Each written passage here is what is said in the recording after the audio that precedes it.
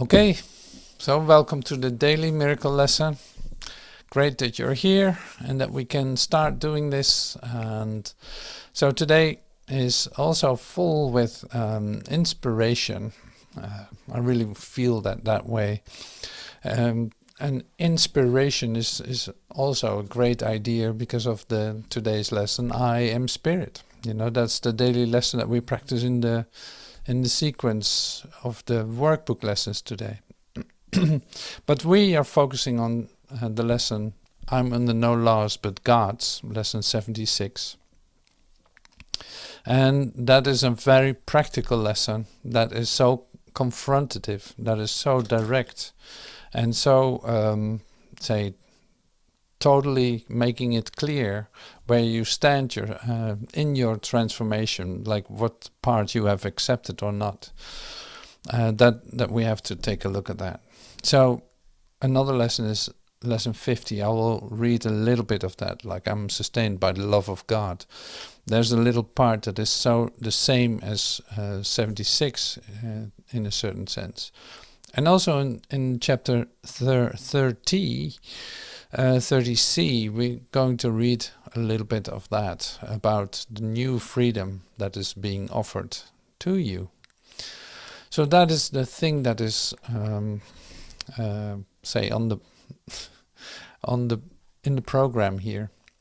So today I also, this is an introduction to make it clear where we are dealing with here, to make some structure literally in our mind, to make sure that we stay right on track with our purpose and with our presence. And that is a piece scripture from the Resurrected Mind. It's a book made as a transcript from Master Teacher, and the first two paragraphs are so amazing that I would love to share them with you. So bear with me in that, please. And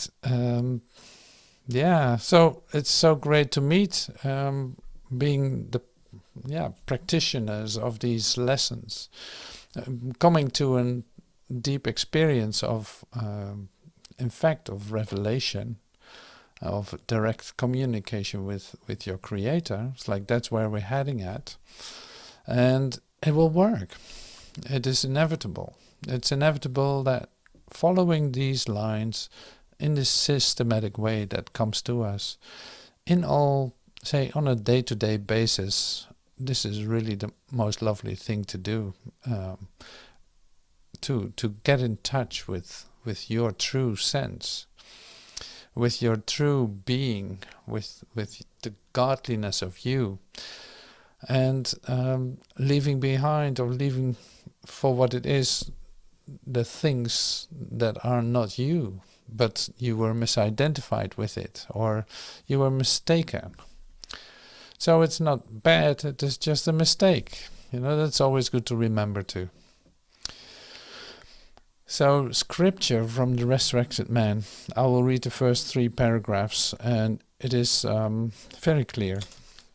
This is the illuminate process going on for a lot of you now, isn't it?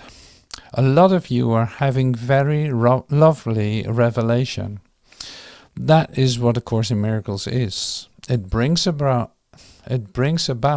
through experience the realization of God. This is what A Course in Miracles is. It brings about through experience the realization of God. That's what you are doing. You are doing A Course in Miracles. You are having the experience of reality for the first time. The teaching is that if you can't get it now, you won't be able to get it later. Will you? So what good is that possibly going to do you? No good. This is a course in the transformation of your mind, and not the observation of the transformation. I'll read that again, because I was happy to read that. This is a course in the transformation of your mind, not the observation of the transformation. This course now, as we are going to present it to you today, is for the rapidly maturing mind through the auspices of Jesus Christ. This is the teaching of the metamorphosis of man coming from his chaotic perceptual associations to the realization of his universal wholeness in love. Is that so? Is that what has happened to you? Where, this is an interesting question, where does the verification for this occur? Where does the verification for this occur? Here on earth? No. Now we're into teaching. This cannot be verified here because there is no evidence of divine love present in perceptual, defensive associations. That's a fact. This cannot be verified here because there is no evidence of divine love present in perceptual, defensive associations like the human mind. That's a fact. There's no divine love in the human mind. That's why you don't see evidence here. So that's a real interesting to me to read this. I was really happy to read that just this moment, like an hour ago or so. Like, what is so great about it is this, is that it tells you where you put your focus on. It is not about observing the transformational process. It's not about that.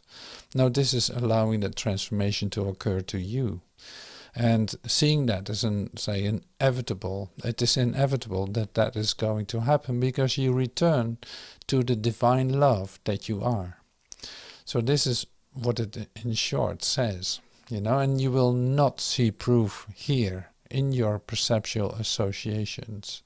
You will not see it here with your eyes because the eyes are not related to divine love. They have nothing to do with it. So that is that's what I love to bring in, just to put this in perspective or into some kind of frame in a certain sense. It's like, okay, it's always like this isn't it, that isn't it. It is not findable here. It has nothing to do with the human association. So it is your godliness, your spiritness that you deal with here. This is about the laws of God, not the laws of man. So here we come to the lesson that we're going to look at today. Is the key lesson 76. I'm under no laws but God's. See, and then laws have a certain association too for the human mind. Laws don't sound like freedom. See, and that is the first fear you might have in accepting the laws of God, or thinking like, well, why would that be better? Because my whole idea about laws, my whole idea about laws is not so happy, is not so free. It always feels like a limitation. So then the great part that we're going to discover is that there is an alternative to the human laws, and also to, in your experience, to accepting these laws that are there, literally the laws of freedom. And it takes a moment for you to even consider those ideas, and it might even take a little bit longer to accept these ideas, but in the end you will see that they are true. And it is really like in this moment that we come together, we hope to speed up this process, just because you can in fact skip the whole process of your defense against it in order to arrive in the place where you're going to be open to accept this for yourself and have this be revealed to you. So that's what really these meetings are for. And hey, that is, I'm talking to myself too. I include myself too, absolutely. So I love to be very clear, have my mind really clear around this. So being open to receive like the highest frequency of information that I can possibly get to, so to speak, in order for this process to be like infinitely short. It might even be instantaneously changed into a direct revelation. I'm happy if that occurs. You know what I'm saying? It's like otherwise it looks like a training that we do in the world, in which you have to proceed, like you get your certificate and then do another follow-up course, and then you have some private meetings, then you do this again, and in the end, when you have all the papers, you get into the practice. Well, this is not that way. That is the laws of the world. This is the law of God, which is starting with, like, you are what divine love is. So everything else that you think about yourself is not what you are. You can let go of that. It has nothing to do with you. So in this process that we're in then, in our transformational process, we discover now that and have experiences of glimpses of freedom, of love, of connectedness, of yes, this is what I want. Yes, I've been waiting for that. And it is a very exciting period in that sense, in which you start to discover more and more that will help you to come to a deep experience of yourself. And that's exactly what the possibility is here. So lesson 76. I'm under no laws but God's. See, that's an extreme expression, in the sense of it doesn't give you any space for anything else. I'm under no laws but God's. Now, for me, when I look at this, it is like very freeing. Like, because I don't like the laws of man. I don't like the laws of reciprocity. I don't like the laws of bargaining and all that stuff. I don't like the laws of non-equality or duality. I don't like the laws of social traffic, so to speak. So I don't like those. I bumped up against them. I don't like them. I cannot really function in them.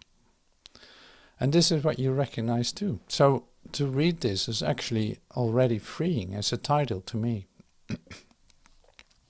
I'm under no laws but God's. Ah, that's so good to remember. That's so great, because it sets me free of the laws of man. Oh yes, this is slowly, but something is dawning on me when I hear this. And so we continue. I will read some parts of it, because it's like full of really great examples. It's very practical. And let's see. We've observed before how many senseless things have seemed to be your salvation. Each has imprisoned you with laws as senseless as itself, and you are not bound by them. Yet to understand that this is so, you must first realize salvation lies not there. While you would seek for it in things that have no meaning, you bind yourself to laws that makes no sense. Thus do you seek to prove salvation is where it is not. Today we will be glad you cannot prove it. For if you could, you would forever seek where it is not and never find it. The idea for today tells you once again how simple is salvation. Look for it where it waits for you, and it will be found. Look nowhere else, for it is nowhere else. Okay, that's also very clear. It's like, don't look for it anywhere else, because it is nowhere else. So this is, say, practically speaking, it is really like this really collapses time. It takes away a timeline, because you don't have to look for places where it cannot be found. But where can it be found is where you ask. We come to that later. It's like, at least you know now, you don't have to look for it in the place where it cannot be found, because that would be a waste of time. It's like, why would you want to hang out in hell if heaven is like you're on the doorstep of heaven? Why would you extend the period in which you suffer? So that means pay attention, because it's going to be revealed to you where to look for it. You know where you looked for it, where it didn't work. That's why you say, turn on these videos. And that's why you listen to me. You know where it cannot be found, in fact. So where can it be found is then the place that we're discovering. And we will certainly read more about that in this lesson. So now there come a couple of practical examples. So I'll read 2 more paragraphs, because it's so clear. Think of the freedom. Oh, here is the word freedom. Think of the freedom in the recognition that you are not bound by all the strange and twisted laws which you have set up to save you. Think of the freedom in the recognition that you're not bound by all your whole plan B, so to speak, that you set up for yourself in order to save yourself. Like, look at it, what you did. Like, so many things you try to set up for yourself to save yourself. Thinking, oh, if that happens, then I got this security, or this is going to help me. And, you know, your whole defense system is ready to go. It was your plan B, and it's not going to work. And plan A didn't work in the first place, so now plan B is not going to work either. So there must be a plan G, and that's the God plan. And God's plan for salvation. So why not go for plan G? And first, let's share some more examples of our plan A and B. You really think that you would starve unless you have stacks of green paper strips and piles of metal discs. You really think a small round pellet or some fluid pushed into your veins through a sharpened needle will ward off death.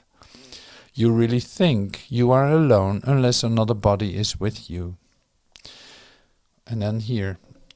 So it is insanity that thinks these things. So in a certain sense, this is impersonal. It is not you that thinks these things. No, it is insanity that thinks this. So in your true nature, like in your divine being, you're not insane. But you can listen to a voice that is insane, and you don't have to do that. So here it is like practical examples. I need money to survive. I need my vaccination to survive. I need my pills to survive. I need my who knows what to survive. So this is my plan A and B, and it is big. In lesson 50 we will read some more about what is going on there too. So it's all comparable to what is here suggested.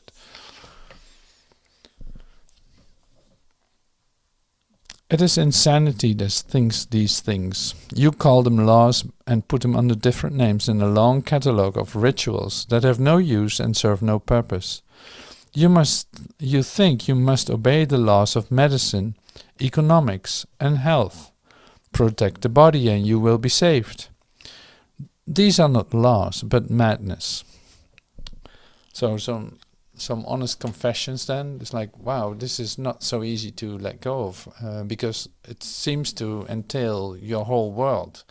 Like, well, every aspect of it I've used to secure myself into this place, to secure myself, and now you ask me to let that be taken away. Well, your plan G must be really good then. It better be good. So that's fun to look at it this way. It's like, oh my God, my plan A and B is not going to work. And you know it. That's the problem. You already know it, that it didn't work. You saw it fail many times, and it was painful, and it was exhausting, and it was hopeless, and it was depressing, and it was hateful, and it was, you fill in the blank, you know. It's like, this is really the human story in that sense. So here we are, new entrance, new possibilities, plan G, plan God.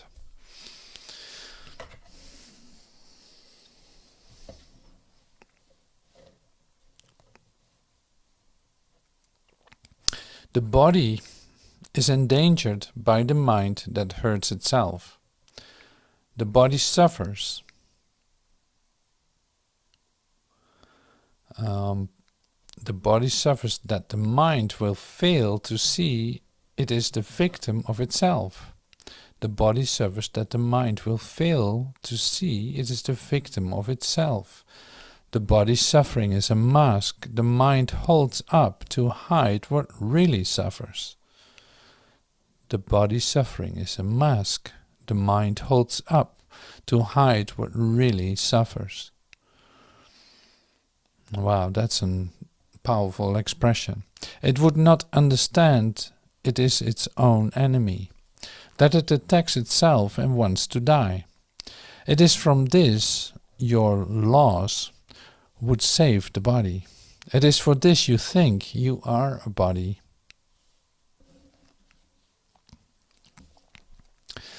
Okay, so now we come to the part of the laws of God. So there are no laws but God's. You know, there are no laws except the laws of God.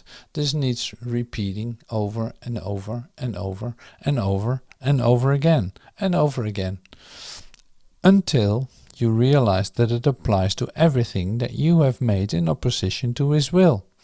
Your magic has no meaning. What it is meant to save, does not exist. Only what it is meant to hide will save you. So your magic has no meaning. What is meant to save does not exist. Only what it is meant to hide will save you. So what is it hiding? It is hiding the fact that you're not this body, and it is hiding the fact that you are what divinity is, like you are your divine self. And it is hiding that. It is proving that it does not exist. It is proving that it is not what it appears to be. It is proving that it is really there, like your body is really there. That's what it is proving. And that what God say gives you or shows to you, that should not exist then. It's taking the place of God. That's really what it does. See, and it has consequences for you over and over and over. Because unless you change your mind about it, you will see it this way. And now you can say, like, well, that's easy for you to say, but it's not so easy.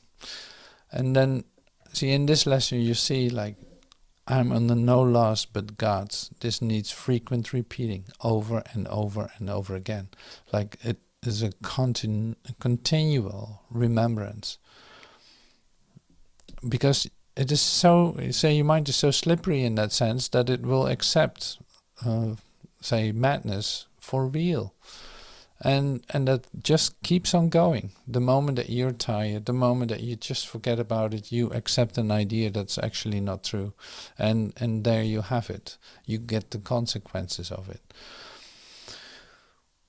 And this is an ongoing process. It is happening all through your day. So your vigilance is really essential here. It's like, I'm not going to accept any of this. Like, I'm not going to accept that what I'm seeing happening. I'm not going to accept that as my identity and reality. No, I'm under no laws but God's. Now, it just continues. It's amazing. We will begin the longer practice periods today with a short review of the different kinds of laws we have believed we must obey. These would include, for example, the laws of nutrition, of immunization, of medication, and of the body's protection in innumerable ways. Think further, you believe in laws of friendship, of good relationship, and reciprocity. Perhaps you even think that there are laws which set forth what God is and what is yours. Many religions have been based on this.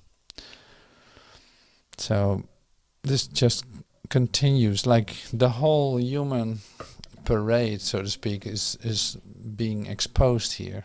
It's like, look at what we do, look at how this is what you have taken on for reality. Look at what all that is. It's like so complete in every aspect of what you perceive. It is a denial of the love of God, because it cannot see the love of God. It seems to be not present because literally the place was made to prove that it does not exist. And that's not going to get another outcome. You know, that, so don't wait for it, for another outcome, to think that it will become better or that it will change into a form that is acceptable of something.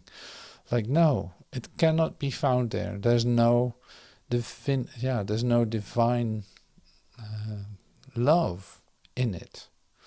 No, it is literally a celebration of death, and celebration, quote unquote, you know, it's like there's not a celebration at all. It's like one huge funeral. So this is the place where people come to die. This is what the human race is. You come here to die, and then hopefully you had a good life, and that's what you call your life. So this is the human laws, you know, to paint it black and white. This is the human laws. There's no divinity in it whatsoever. So giving up looking for it there opens up a whole new area in yourself. And so I'm going to put some considerations on top of this, and this is from lesson 50. I'm sustained by the love of God, and not to, well, I still painted black a little bit, so to speak. So I'm sustained by the love of God, lesson 50. Here's the answer to every problem that confronts you today, tomorrow, and throughout time. In this world, you believe you are sustained by everything but God. Your faith is placed in the most trivial and insane symbols: pills, money, protective clothing, influence, prestige, being liked, knowing the right people, and an endless list of forms of nothingness which you endow with magical power. All these things are your replacements for the love of God. Well, for your divine love that you're actually looking for. All these things are cherished to ensure a body identification. They are songs of praise to the ego. Do not put your faith in the worthless. It will not sustain you. So here's the opposite then. Only the love of God, your divine love, will protect you in all circumstances. It will lift you out of every trial and raise you high above all the perceived dangers of this world into a climate of perfect safety. It will transport you into a state of mind which nothing can threaten, nothing can disturb, and nothing can intrude upon the eternal calm of the Son of God. So don't put your faith in illusions, is what I said. They will fail you. See, and this needs repeating over and over and over and over and over. Only the love of God will protect you. It's like, that's where you want to come in touch with. That's why we have this class. we consider these ideas, and hopefully we're going to accept them. And they might even be revealed to us what they actually mean. It's like, okay, I'm giving up my hope of a better world. I'm giving up my hope of divine love in the human relationships, or I'm giving up my hope in becoming a rich millionaire with a very happy spiritual life, or who knows what. It's like that is all not going to work. I'm just giving some simple examples, but I have to give up all of that.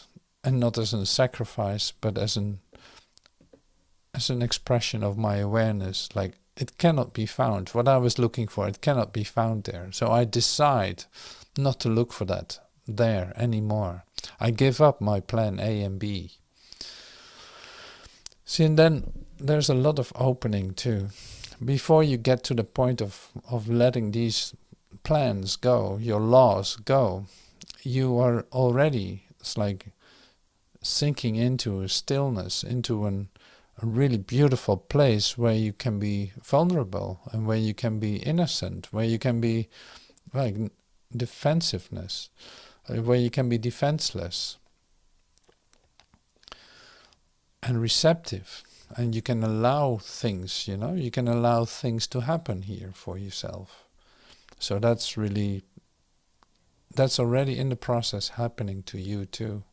It's like, take time to become still, and you see that you already dislodge from the world, or from your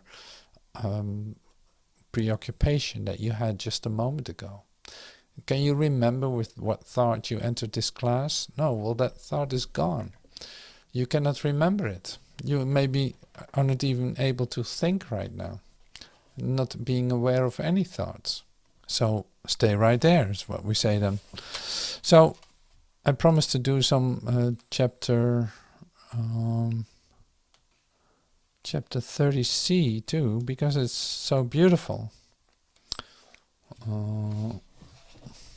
Freedom of will. Freedom of will. So it's on page 269. I think I used it before in the class because it's so lovely. That's why I love to read it again. 269. Freedom of will. Do you not understand that to oppose the Holy Spirit is to fight yourself? He tells you but your will. He speaks for you. In his divinity is but your own. And all he knows is but your knowledge, saved for you, that you may do your will through him.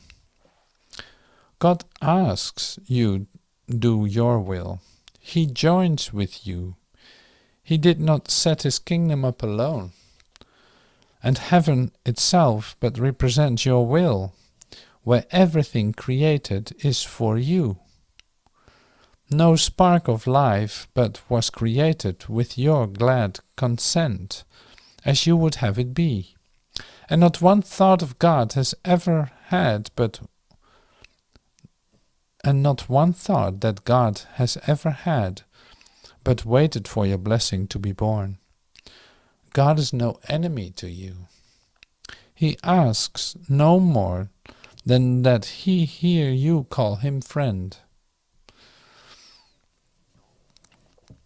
No spark of life was created with your glad, no spark of life but was created with your glad consent, as you would have it be. And not one thought that God has ever had, but waited for your blessing to be born. God is no enemy to you. He asks no more than that he hear you call him friend. How wonderful it is, it says here, how wonderful it is to do your will, for that is freedom. There's nothing else that ever should be called by freedom's name. Unless you do your will, you are not free. And would God leave his Son without what he has chosen for himself? God but ensured that you would never lose your will. When he gave you his perfect answer, hear it now, that you may be reminded of his love and learn your will. See, it's always referring back to the love of God. It's like, remind of his love and learn your will. God would not have his son made prisoner to what he does not want. He joins with you in willing you be free.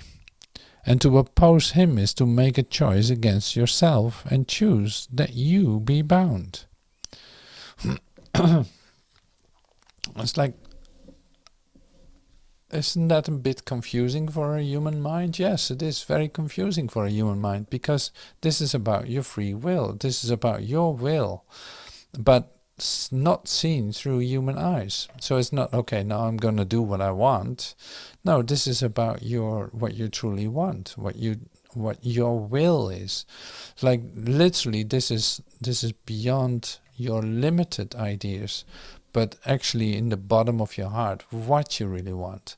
Like, there's no doubt that you want the love of God. Since he created you, why would you not want to return to him?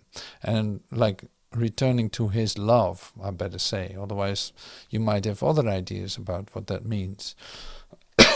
Excuse me. So this is really about, of course you want to experience the love of God. That is what you want. Underneath all of your ideas is that. Your will. It's like, that's the only thing you want.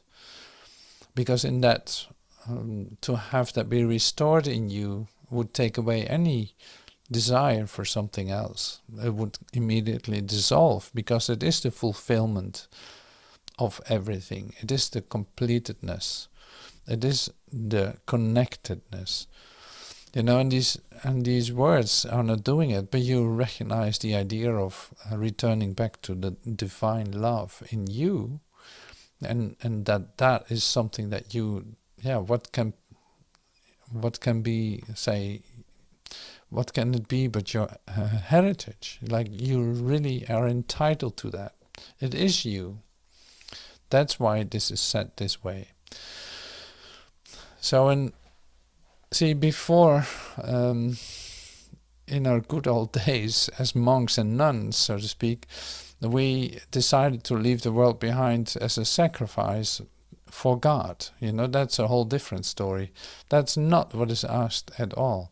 So we don't have to become nuns and monks in that sense. No, you will see what you're going to do, like following the laws of God. You will see what happens, how you are, say, in alignment with God's will, are expressing yourself. Like, it cannot even be your concern, really. So it's an expression of divine love. Do you really care how that is going to be expressed when you are experiencing it? No, of course not. So that is so beautiful, because it makes everything connected. It all falls into place, like one by one. And this is the invitation to us all. Like, give up your defenses. No, allow this speed up to occur to you. Use time constructively, and allow this time to collapse altogether. So you return back into, say, the recognition and the revelation of your divine love. What else are you going to do? Do you still have a list of things that you rather do instead of this? Apparently, or not, you know. It's like, this is really up to your decision. So that's so lovely about this. Alright, so I said a lot and I shared much with you, and I'm really happy that you listened to this and share this with me. This is completely lovely. So thank you for your presence, and see you soon. Thank you.